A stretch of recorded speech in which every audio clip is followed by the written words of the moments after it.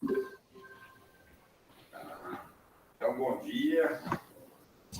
Hoje nós temos um tema bastante interessante e vamos começar a nossa reunião. É o professor Theo Lerner, doutor e pela disciplina de ginecologia e um dos coordenadores do setor de sexualidade da divisão de ginecologia. Theo Lerner vai nos falar sobre o atendimento ginecológico da pessoa trans. Há um tempo atrás, nós tínhamos feito, inclusive ele fez uma publicação, que agora está sendo atualizada, que era do atendimento ginecológico do casal homoafetivo. Eu me lembro bem, foi num momento que estava em efervescência aqui na faculdade, uma série de questões a esse respeito. E nós introduzimos esse tema no curso de graduação. Foi a primeira disciplina que colocou esse tema oficialmente no curso de graduação. E o Theo que fez essa... Eu me lembro, na época, o diretor era o Auler, ele virou para mim e falou: Maracá, você é louco com todos os problemas que nós estamos tendo aqui na faculdade, porque estava tendo muitas questões de assédio, de uma série de problemas na faculdade.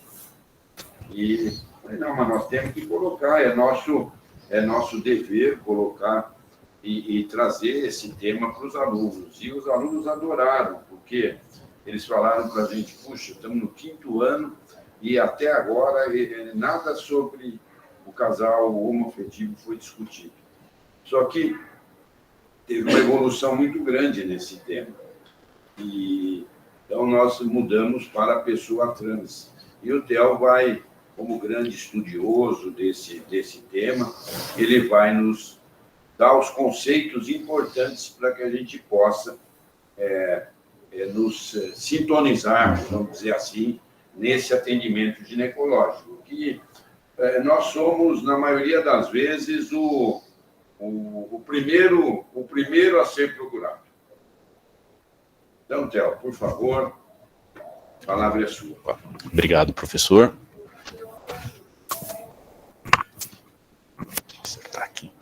Certo aqui. Bom dia a todos, a todas.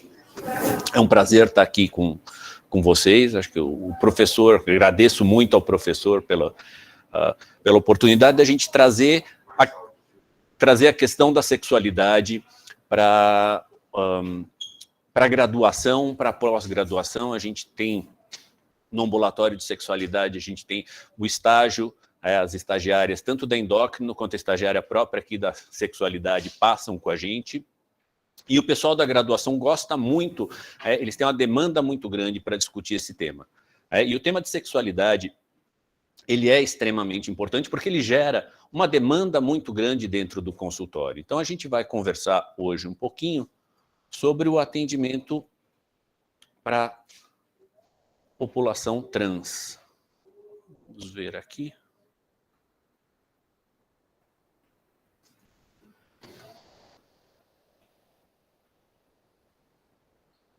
Muito bem.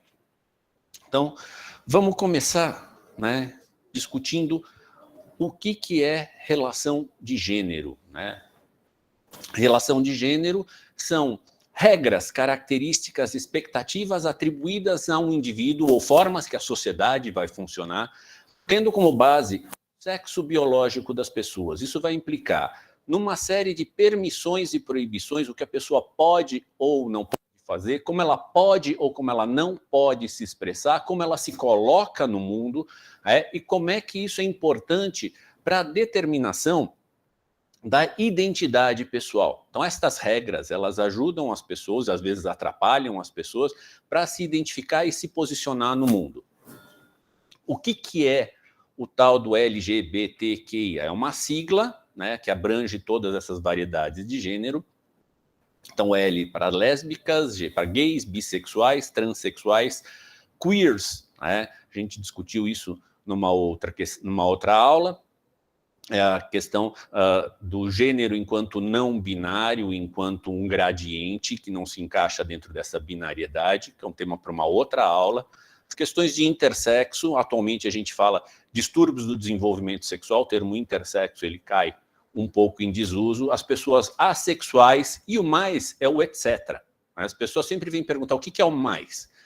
O mais é todo o conjunto de novas definições que tem aqui do lado, tem todas as definições, você não precisa estar atualizado em todas as 126 definições de gênero disponíveis para você fazer, cada pessoa vai se encaixar dentro delas e aí você precisa se comunicar com o teu paciente para saber onde ela se encaixa dentro desse espectro.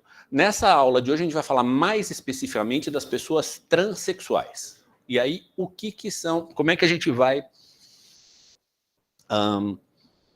identificar todas essas questões de gênero? Essa figurinha, né, do gender person, a figurinha de gengibre, mas de ginger, virou gender, ele mostra, tem 4 características principais que a gente vai considerar falando de gênero, tá? Todas essas 4 características, elas são independentes entre si.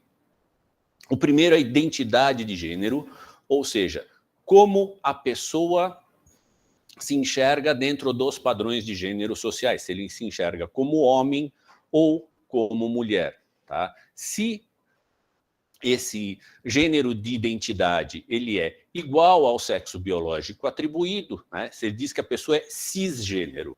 E se ele é diferente do sexo atribuído biológico, você diz que a pessoa é transgênero, tá? E quando a gente vai falar do homem ou da mulher transgênero, a gente do sexo com o qual a pessoa se identifica. Então a pessoa diz, eu sou uma mulher transgênero, será uma mulher transgênero. Um homem transgênero é um homem, o sexo de destino é o que a gente vai falar. A segunda parte, e que é uma parte extremamente importante, é a expressão sexual. Ou seja, todas as características externas como a pessoa se apresenta para o mundo. Então você tem expressões sexuais que são mais femininas, que são mais masculinas, tem expressões que são neutras, tem expressões que valem para tanto. Expressão é a forma como se posiciona, como você usa o cabelo, como você usa a roupa, como você fala, como você se posiciona, né? E todos os outros atributos a respeito da sexualidade. O sexo biológico é o terceiro item que a gente vai considerar, se é sexo masculino ou feminino. Biologicamente a gente tem bastante tranquilidade de ver isso. Tem uma população que biologicamente não se encaixa em nenhuma das duas coisas, que seriam os distúrbios do desenvolvimento sexual. E, finalmente, a gente tem a orientação sexual, é com quem a pessoa está atraída para fazer sexo com. E isso também é extremamente variável. O que a gente vai trabalhar aqui é muita questão da identidade de gênero. Então, essas pessoas, os transexuais, eles não se identificam com o seu gênero atribuído, com o seu sexo biológico, mas isso não tem nada a ver com a forma como eles se expressam ou com quem eles se relacionam, que gera uma série de confusões. Todas as inter-relações entre essas 4 características geram infinitas possibilidades de expressão do gênero que a gente vai ter que estar identificando com o nosso paciente no dia a dia. O CID-11, lançado agora em 2018, ele estabelece,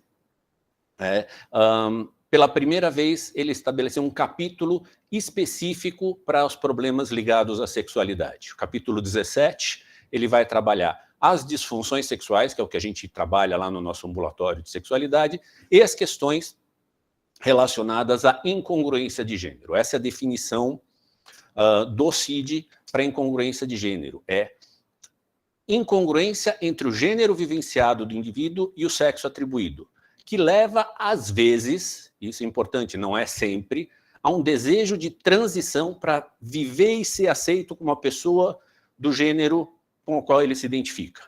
Então, ela pode procurar os serviços de saúde para tentar se adequar a esse gênero.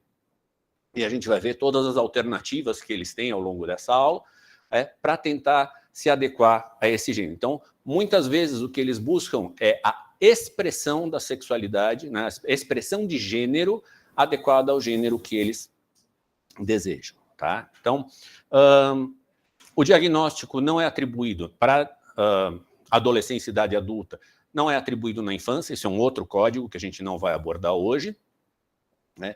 E o comportamento e a preferência de gênero não é indicativo para você atribuir o diagnóstico. Então, a pessoa ser homoafetiva ou se expressar de uma maneira diferente do gênero não quer dizer necessariamente que ela seja transgênero. Tá? Por exemplo, você pode pensar, Pablo Vittar, ele é uma pessoa, né, sexo biológico masculino, que se apresenta como uma expressão de gênero do sexo feminino, e ele não se coloca, ela, né, não se coloca como transexual. Tá? Então, o comportamento não pode servir como base para você estabelecer esse diagnóstico. É o desejo da pessoa, da identidade dela mesma. Tá? Qual é a prevalência de transexualidade no nosso meio? Né? Então, na população, a gente acredita que cerca de 90% das pessoas são heterossexuais cis. 4 a 6% têm uma identidade homossexual. Eu digo, eu sou homossexual. Enquanto que a atividade homossexual ela é muito mais prevalente, entre 10% a 20% da população, para a gente ver como isso já é complexo. Identidade diferente de atividade. Os transgêneros não binários, eles representam de 0,35% a 0,6% da população, que no Brasil dá quase 1 milhão de pessoas hoje. Tá? Esse 1 milhão de pessoas, você vai ter os não binários, os transgêneros, que vão ter a demanda para o atendimento ginecológico. Os assexuais representam cerca de 1% e os distúrbios do desenvolvimento sexual, mais ou menos 0,05% da população. Então, quais são as estratégias que as pessoas usam para poder adequar a sua expressão de gênero para o gênero desejado? Tá? Então, as mulheres trans, e sempre existe uma gradação, então elas podem usar a roupa, corte de cabelo, maquiagem, né? E existe o critério que eles usam, que elas usam, né, de passabilidade, ou seja, como a pessoa pode passar na sociedade como indivíduo do gênero escolhido. O ocultamento da genitália, né, a introdução dos testículos no canal inguinal e esconder o pênis, né, uma coisa chamada tucking, ou agendar, né, grande parte da gíria das mulheres trans, ele vem do idioma Yorubá, né, então muitas gírias dessa população, então, para ocultar a genitália, eles falam agendar.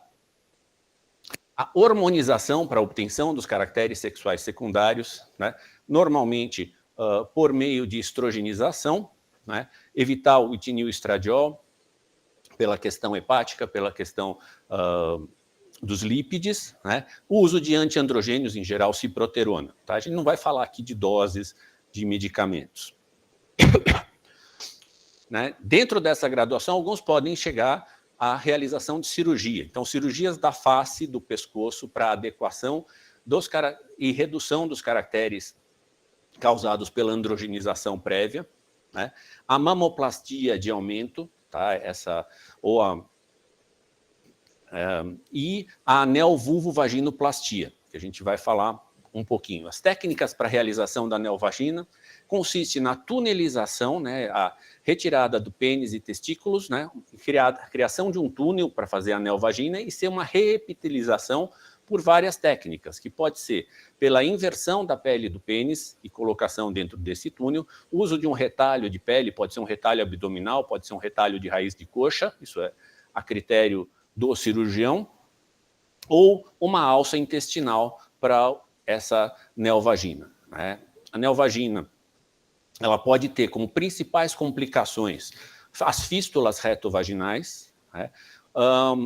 Um tecido cicatricial de granulação, uma estenose que muitas vezes fica com secreção. Se for usado um retalho de pele e não for feita a retirada desses pelos, a epilação dessa pele, você pode ter as glândulas sebáceas presentes ainda nessa pele, que elas podem inflamar, pode ter foliculite desses pelos vaginais. isso tem que ser levado em conta no atendimento da mulher trans.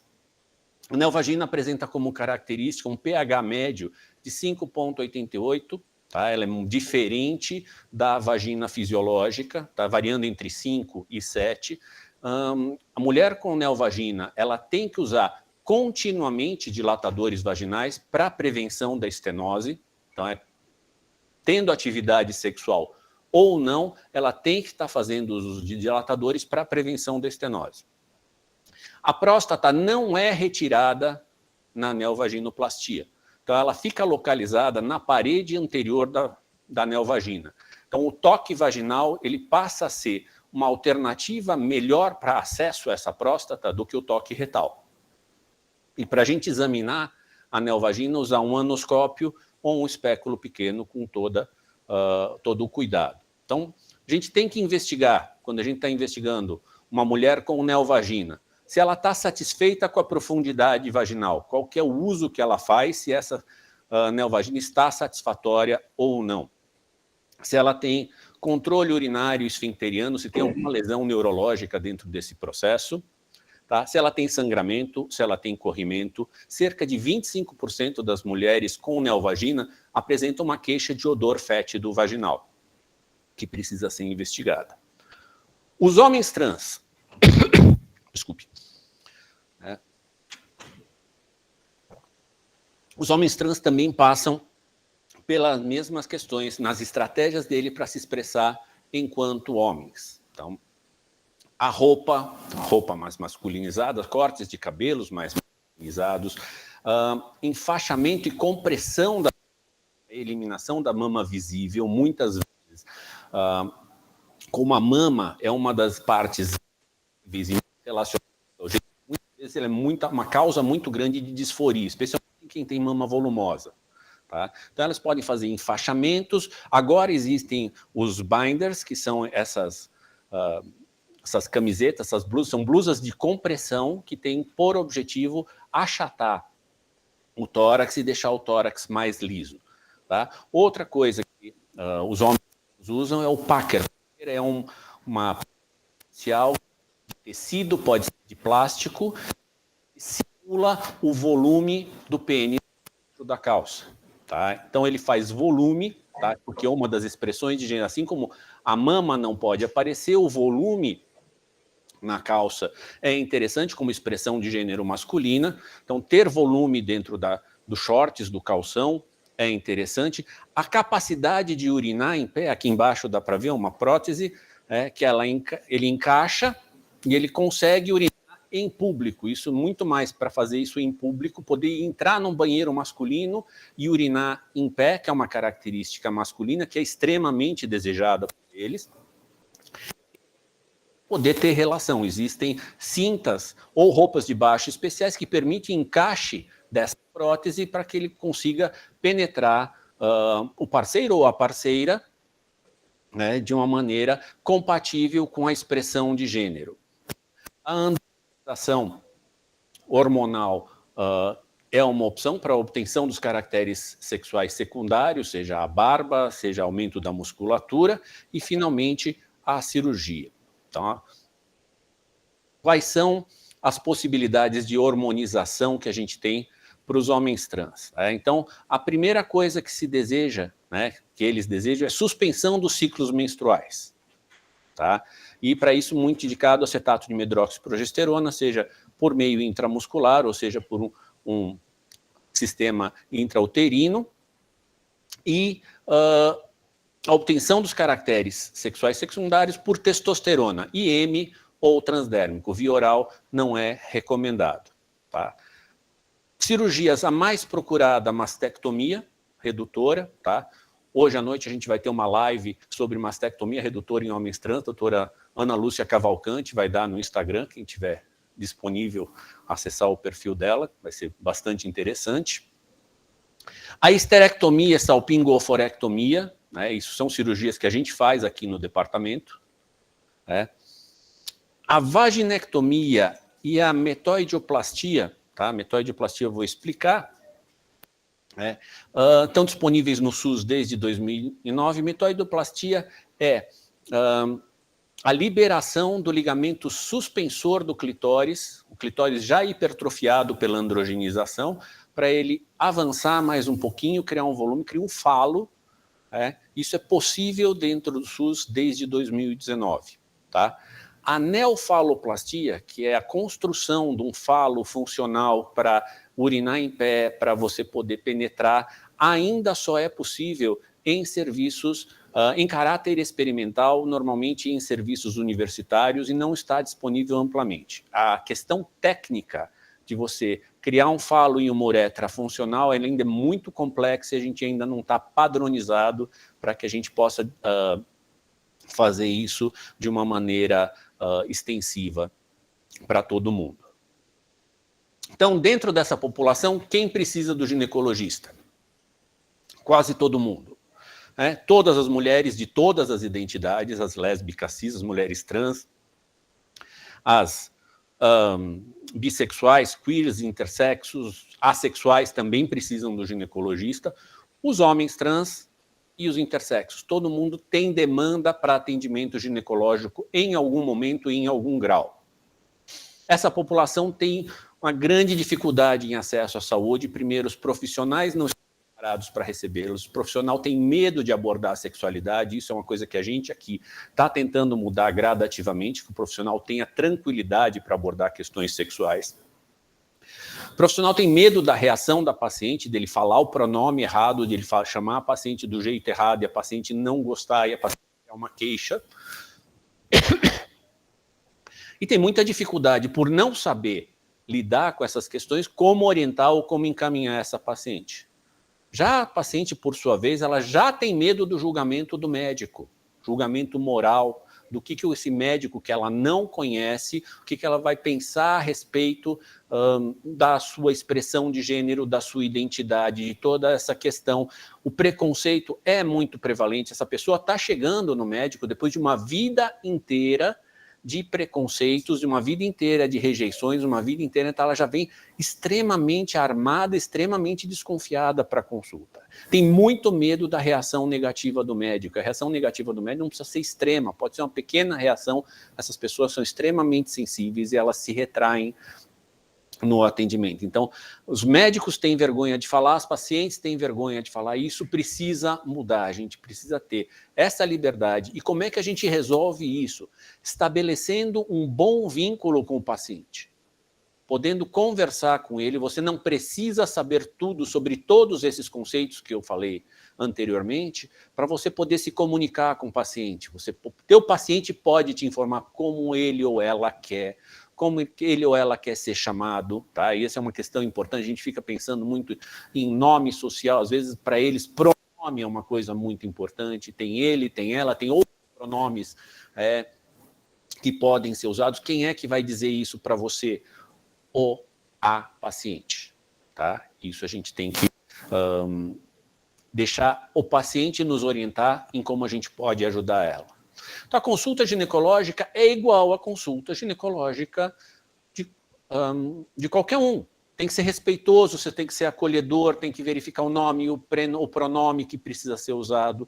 Não julgar prática, entender de que forma e qual é a necessidade real dessa pessoa, o que essa pessoa está pedindo e o que você pode ou não oferecer para ela.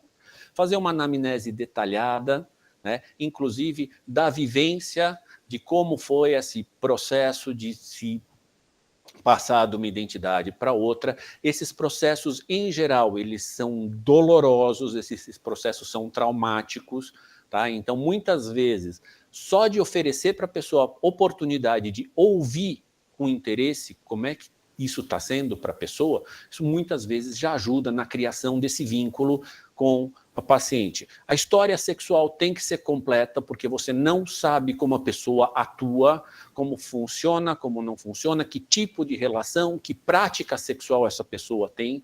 Tudo isso tem que ser perguntado. Tá? Então, não dá para generalizar a paciente trans, ou o paciente trans. Já, cada um é individual, cada um é muito particularizado, cada um se aceita de um jeito diferente, cada um tem um medo do jeito diferente. O grau de disforia corporal, ele é variável. Tem gente que fala, eu sou trans e eu estou muito bem com o meu corpo, eu não preciso mudar o meu corpo. Tem gente que fala, eu sou trans, eu odeio o meu corpo, eu preciso, realmente me causa muito sofrimento ter o corpo do jeito que eu tenho. Então a conduta para essas duas pessoas vai ser completamente diferente em termos de encaminhamento cirúrgico ou não. As estratégias que as pessoas fazem para a definição de gênero, muitas vezes, né, especialmente para homens trans, muitas vezes só mudança de roupa, mudança de corte de cabelo, de postura e preenchimento, muitas vezes para eles é suficiente. Eles conseguem, eles estabelecem relacionamentos significativos, eles passam como homem na sociedade e não tem demanda para a cirurgia. Muitos vão falar, não, eu preciso ter uma cirurgia. Então, cada um vai ter uma necessidade diferente. Então, poder entender que não é toda a população trans que vai ter encaminhamento cirúrgico. Os modelos de relacionamento também a gente vai ter que perceber relacionamentos monogâmicos, relacionamentos estáveis, não estáveis, com quem tem relação, de novo, preferência sexual não tem nada a ver com identidade sexual. Você pode ter um homem trans que é gay, um homem trans que gosta de transar com um homem cis, por exemplo. E isso a gente vai ter que ver como é que são esses modelos, quais são as práticas sexuais. Existe penetração, não existe penetração, penetração vaginal, penetração anal. Isso varia enormemente dentro da população, cada um com suas práticas, cada um com suas preferências. Tá? O exame ginecológico a gente vai se acostumando com essa idade, né? Um homem sendo examinado ginecologicamente, é um homem que possui uma vagina, às vezes é um homem que tem útero, um homem que tem colo do útero. Então a gente tem que considerar e conversar profundamente com o paciente. Quais são as limitações que o paciente impõe para manipulação dos genitais? Muitas vezes exposição do genital, posição ginecológica já é algo que o paciente considera extremamente agressivo. E a gente vai ter que conversar com ele até chegar a um acordo do quanto é necessário, em que momento fazer. Nunca forçar o paciente a fazer o exame ginecológico. Tem que lembrar que parte da expressão de gênero masculina é fugir da consulta médica. Então, os homens trans, eles têm o mesmo comportamento. Eu brinco muito que o Papa Nicolau do homem trans é mais ou menos como se for o homem fugindo do exame de próstata. Ele tem o mesmo incômodo, o mesmo desconforto e foge. Né? A gente tem um cliente trans lá no ambulatório, ele está há 3 anos fugindo da gente para o Papa Nicolau. Isso é uma opção dele. Então, sempre informar, esclarecer dúvidas, consentimento, tudo dialogado antes de cada etapa do exame físico. E sempre com o auxiliar para a segurança tanto do paciente quanto do profissional. Orientação sobre infecções sexualmente transmissíveis vai depender, o risco de infecção sexualmente transmissível vai depender da prática sexual. Né? Então, a gente vai ter que investigar, não é porque a pessoa que é um homem trans, que ele não tem uma relação com penetração, uma porcentagem deles tem penetração com pessoas com pênis, e as mulheres trans também, que tipo de relação elas têm. Então, a incidência de infecções sexualmente transmissíveis é significativa. A gente está vendo agora para os homens cis gays, está tendo a prevalência muito grande do monkeypox, e isso precisa ser levado em consideração quando você está fazendo a tua história. Questionar as práticas sexuais, orientar métodos de barreira quando couber, tá? Investigar a relação sexual pênis-vagina, independente do sexo, da identidade de gênero do teu paciente. Como ele pratica sexo? Você vai ter que perguntar isso. Planejamento familiar é uma outra questão. A gente vai ter que questionar o desejo reprodutivo dessas pessoas. Pessoas não é tem uma identidade trans de gênero que ela não tem desejo de formar família, tem desejo de ter prole, então ela pode querer sim, né, ter desejo reprodutivo, questionar as práticas sexuais, se às vezes ela também não quer ter filhos, tá? Lembrar que a testosterona ela não tem efeito comprovado anticoncepcional. Então, se a pessoa está em hormonização, homem trans tomando testosterona e tem atividade sexual que envolve contato com outros, com homem cis com possibilidade de contato com o espermatozoide, fazer anticoncepção, normalmente com acetato de medroxiprogesterona. Então, temos que lembrar que o homem trans é capaz de engravidar se ele não fez uma esterectomia. Então, a gente vai ter que considerar, a gente vai falar isso mais para frente. E ainda discutir adoção, reprodução assistida para essa população.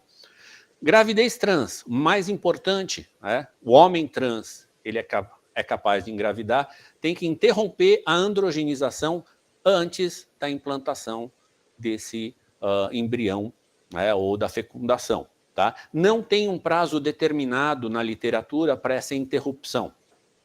Pode ter, pela interrupção da androgenização, pode voltar a menstruar, pode voltar a ter alguns caracteres femininos, isso pode ser extremamente desconfortável, isso precisa ser discutido com o paciente. O pré-natal não tem nenhuma intercorrência especial, são os mesmos protocolos que a população cis, e discutir qual a via de parto e qual a amamentação. Tá? Quando apareceu o primeiro homem grávido, foi um grande fuzuê na mídia, apareceu, nossa, o homem grávido tal. Hoje acontece com uma certa frequência e ninguém levanta muita atenção para isso. Então, deixou de ser novidade. Então, alguns homens vão acabar engravidando. Tá? As tendências futuras, talvez as mulheres trans, quando a gente conseguir fazer transplante de útero nelas, né, professor?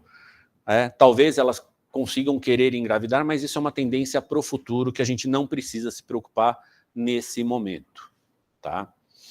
Então, para os homens trans, questionar a restrição ao exame físico, o enfaixamento mamário ou binder, ele tem risco de lesão cutânea, escoriação, inchaço, prurido, infecção. Se a mama for volumosa, tem mais risco. Então, pedir para tirar o enfaixamento, tirar o binder para poder examinar a mama.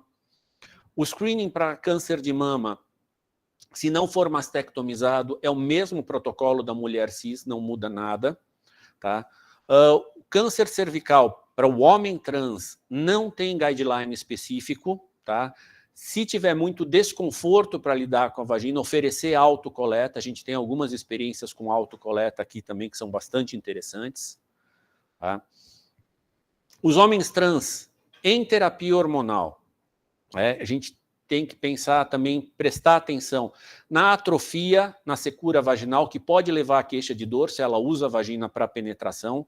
A atrofia, a secura, a androgenização promove uma mudança na mucosa vaginal, que ela vai se parecendo, ela vai ficando mais epitelizada, como se fosse a pele do pênis, ela fica mais seca.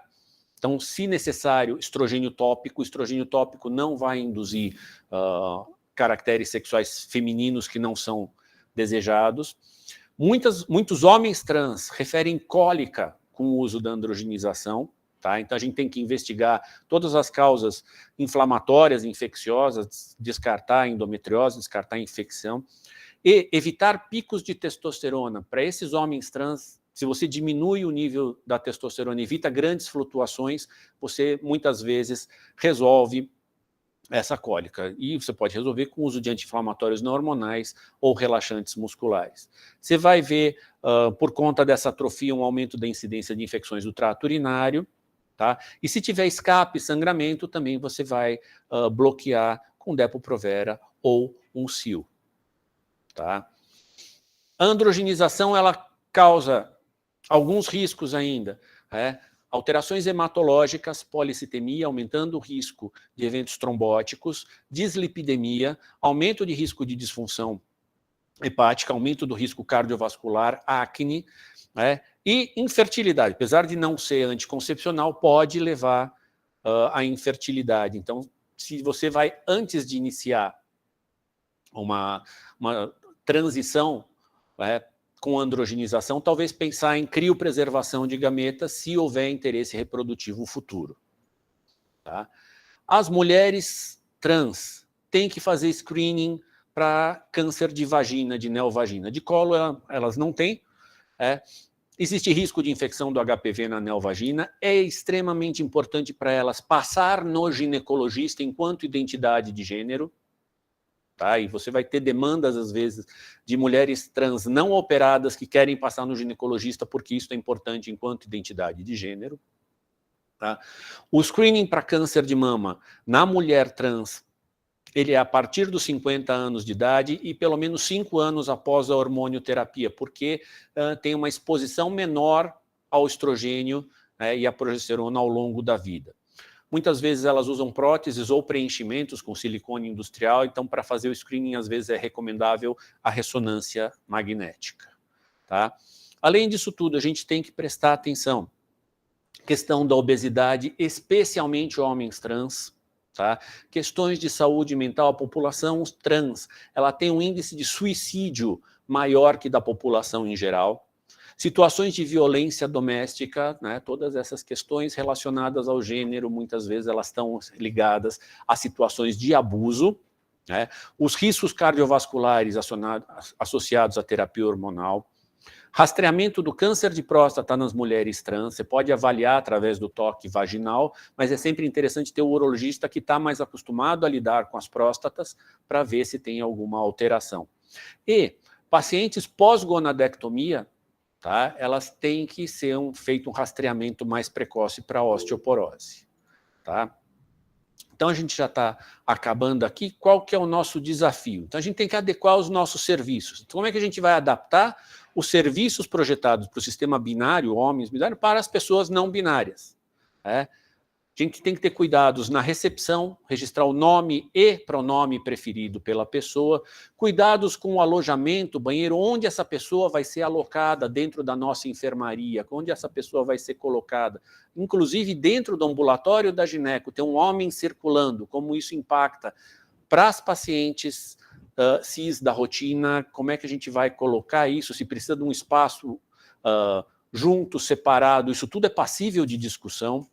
Acesso da parceria, muitas vezes as parcerias não são oficialmente reconhecidas e o sistema às vezes dificulta o acesso delas, né? E o registro de todas essas informações. Então, o fundamental é que a gente estabeleça bons vínculos com o paciente e que a gente estabeleça em conjunto essas estratégias adequadas à necessidade de cada um. Então, é isso, quero agradecer mais uma vez a oportunidade, meus contatos estão aqui, né, e aí a gente abre para a discussão. Obrigado. Só para fazer o nosso merchan, né, em novembro a gente vai ter o curso de sexualidade feminina, o 5º curso, né, estão todos convidados inclusive a fazer a divulgação, quem quiser apresentar esse slide na SOGESP, seria extremamente interessante para a gente. Obrigado. Muito bom. Parabéns, Théo, pela excelente apresentação, bem objetivo. E com relação à divulgação do curso, nós gostaríamos de pedir que todos os nossos professores que vão participar agora no evento da SOGESP, que fizessem também, sempre desde que possível, divulgasse os nossos eventos. Nós temos a imersão em sexualidade, que é em novembro, vamos ter o curso de energias, que já começa agora em agosto, não é? Lana e Elza que estão aqui presentes. Então, a jornada de uroginecologia também. Então, acho que é importante nós divulgarmos esses eventos. Bom dia, professor Nilson. Bom, Nilson. Tudo bem? Bom dia a todos. Tem um comentário que saiu aí no chat. Tem um comentário que saiu, acho que é importante. O Tiago disse que temos alguns bons estudos demonstrando que a testosterona não diminui a reserva ovariana de pessoas trans masculinas, tanto pela medida do hormônio antimileriano como contagem de folículos antrais.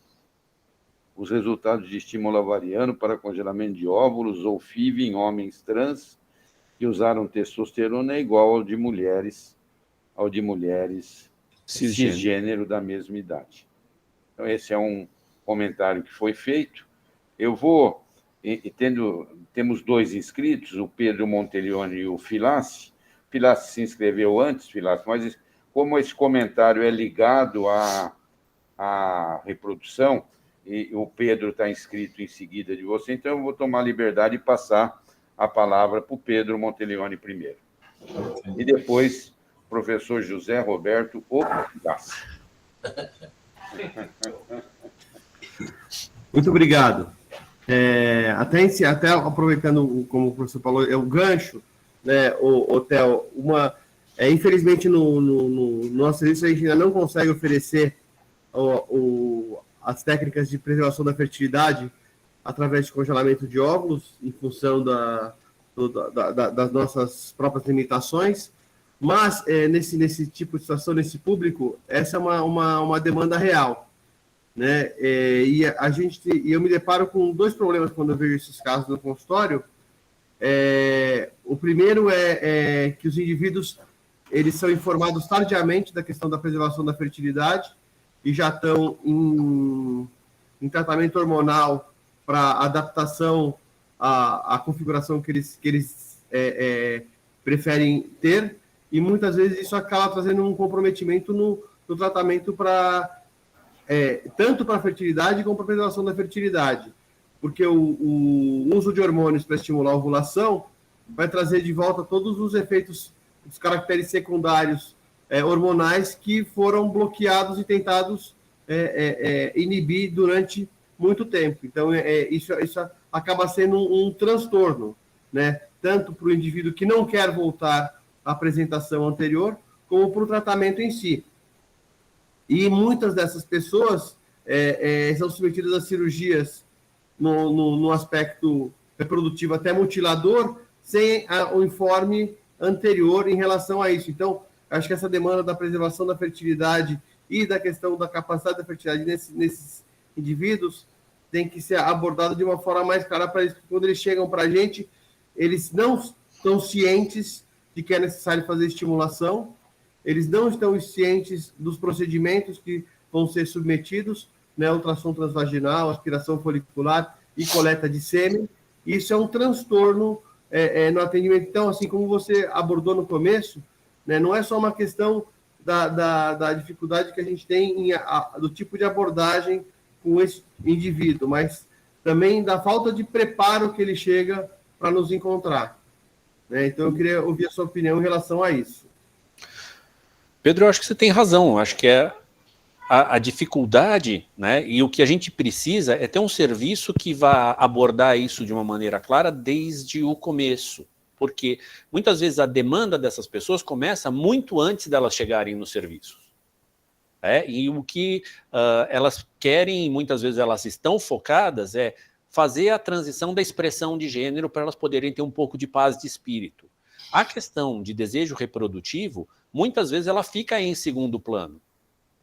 Então, e muitas vezes elas não têm com quem conversar para poder falar, olha, você vai poder fazer a sua transição de gênero, mas se você quiser ter, qual é o teu desejo reprodutivo, até para poder colocar essa questão na mesa antes da transição, para poder tomar as melhores alternativas. Eu acho que isso passa pelas estruturações de serviço. Filassi, Oi. Eu vou pedir, Filassi, para você comentar também sobre o rastreamento. Eu ia falar. Falou alguma coisa e eu gostaria que você nos desse uma diretriz nesse sentido, por favor. Perfeito.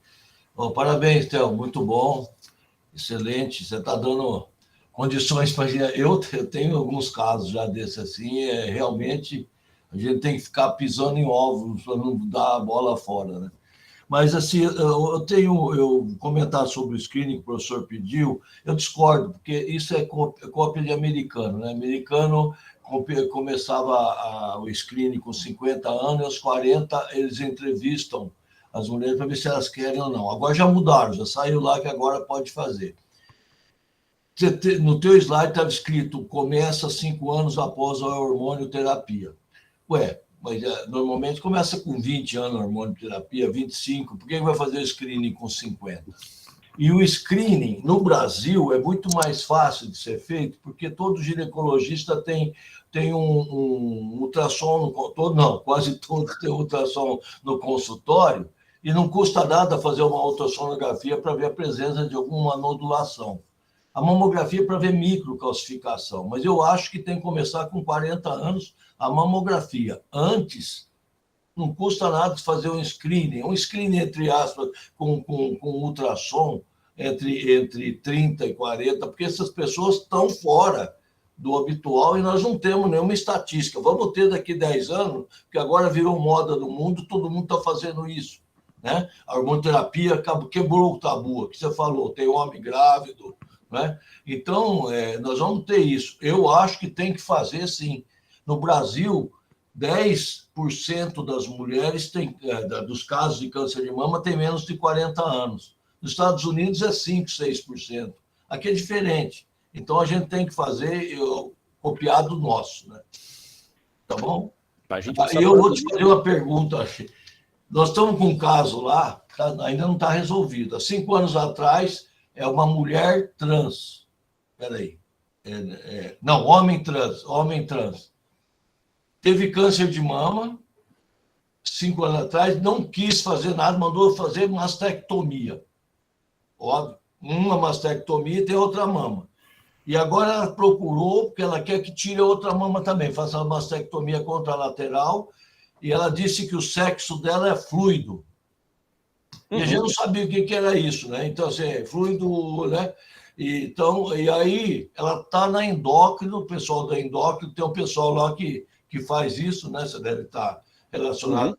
Então, esse caso talvez seja interessante para vocês também, ajudar a gente porque a mastectomia, para nós, é simples. Eu não sei se é para fazer, entendeu? Tá. Então, eu queria que você me explicasse o que é sexo fluido. Ok. E como que a gente age num caso desse.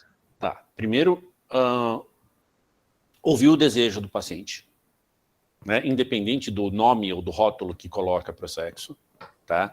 Ver se não existir contraindicação para a realização da mastectomia, se não tiver nada que atrapalhe do ponto de vista clínico, então vai ter que considerar todos os aspectos clínicos para dizer pode ou não pode fazer, ou tem alguma contraindicação ou não, isso você entende melhor do que eu. Agora, a questão do fluido é o seguinte, lembra daquele bonequinho que a gente mostrou logo no comecinho? Né, que era o bonequinho do gênero? Né? Então você tem o padrão tradicional do gênero, é um gênero binário, você é homem ou mulher, tá? A pessoa que é trans, ela pode estar dentro desse padrão binário. Sou homem, quero ser mulher, eu sou mulher, quero ser homem. A questão é que, é a outra letrinha Q ali do queer, né, que considera que você não tem só essas duas opções. Você coloca essas duas opções são a ponta de um espectro. E que você tem vários estágios intermediários entre o ser homem e o ser mulher. Isso em termos de identidade. Então tem gente que diz a identidade masculina ou feminina, ela não me serve. Eu não consigo me identificar nem exatamente como homem, nem exatamente como mulher, e às vezes eu me sinto mais para o lado de cá, às vezes eu me sinto mais para o lado de lá. Esse é o fluido, que não tem uma coisa fixa e definida. Tá? Isso está dentro de um conceito de que a sexualidade pode ser fluida. Então, mas se tirar a mama dela, ela vai ficar homem, certo? Não, se tirar a mama dela, ela vai ser uma pessoa fluida sem mama. Então, só isso. O aspecto por que ela físico... tem que estar sem mama para ser fluido? Então, de novo, a expressão do gênero ela não é diferente da identidade. É um homem trans, né? É um homem trans. É um homem trans, tem mama.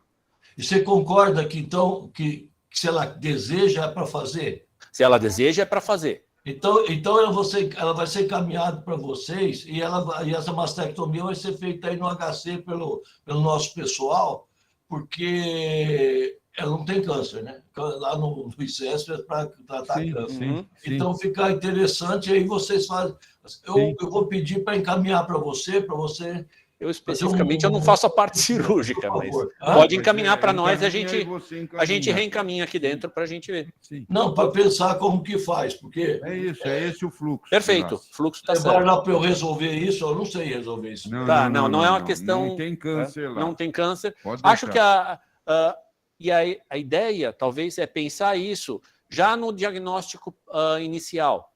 Né? Então, você tem um homem trans com um câncer, que a indicação seria fazer uma mastectomia unilateral, é perguntar para o paciente, a gente teve outro paciente que a gente acompanha que teve a mesma questão. Ele teve que fazer uma briga e judicializar a questão para conseguir obter a mastectomia contralateral, porque era o desejo. E uma das indicações de mastectomia que está prescrito, né, é o temor exagerado de câncer. Tem isso já nos protocolos.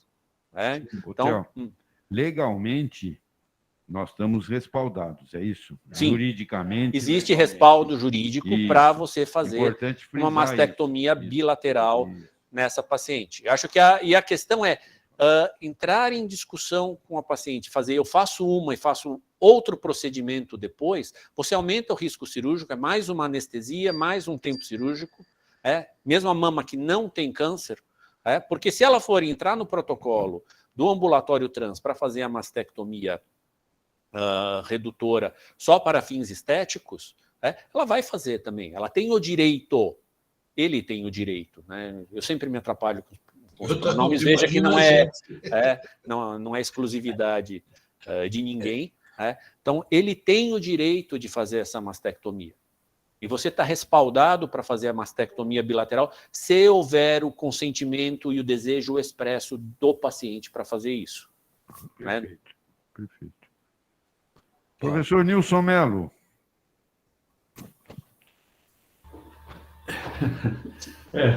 É um tema bastante interessante dos tempos atuais, né?